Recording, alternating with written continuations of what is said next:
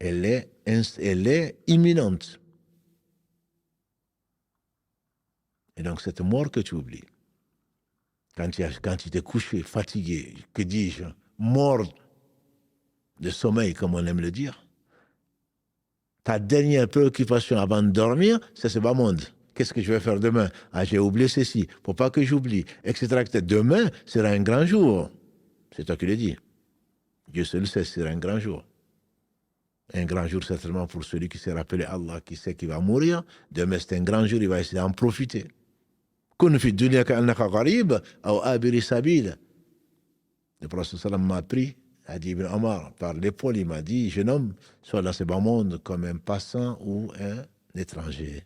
Et Ibn Omar, comme pour expliquer ce hadith, disait, quand tu es au matin, n'attends pas le soir. Quand tu es au soir, n'attends pas le matin. Quand tu es au soir, n'attends pas le matin pour faire du bien. Quand tu es au matin, n'attends pas le soir. Prends pour ta santé, pour quand tu seras malade, parce que tu seras malade. Et sur ta vie, pour quand tu seras mort. Et donc, effectivement, c'est un grand jour pour celui qui n'attend que le matin, parce qu'il sait que demain, demain ne reviendra pas, jusqu'au jour du jugement dernier.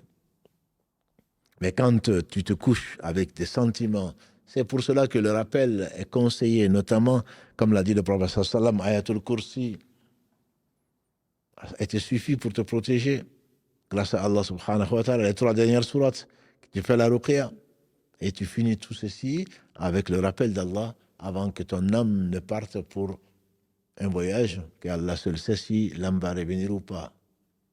Allahu yatawaffa al-anfusa hina mautiha wallati lam tamut fi malamiha. C'est Allah qui reprend les âmes pendant la mort et celles qui ne meurent pas pendant son sommeil.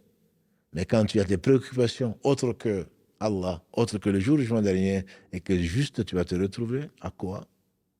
Tu vas te retrouver le matin, tes cauchemars vont tourner autour de quoi? De ce bas monde. Et quand tu vas te réveiller, là, c'est ton programme, ton agenda est très chargé de la journée et tu n'as même pas de place pour la prière.